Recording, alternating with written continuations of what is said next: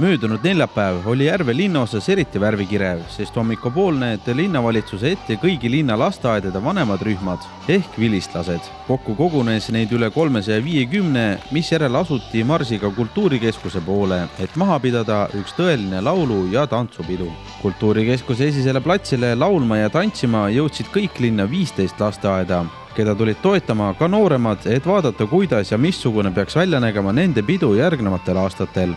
Mis sellised peod lastele annavad, küsisime Kohtla-Järve linnavalitsuse peaspetsialistilt haridusalal Eha Karus. Kindlasti on lastel võimalus saada selline kogemus laulupeost.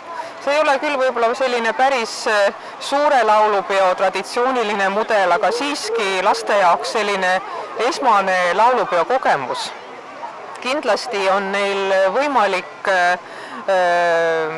esitada oma õpitud laule ja tantse. Lasteaiad alustavad ettevalmistusega selliseks peoks juba varakult. Tervelt pool aastat kulub selleks, et tantsusammud ja laulusõnad meelde jäävad. Peale linnapea Ljudmila Jančiku avasõnu ja Riigikogu liikme Valeri Korbi tänusõnu pedagoogidele ja lastele kuulutati laulu- ja tantsupidu avatuks.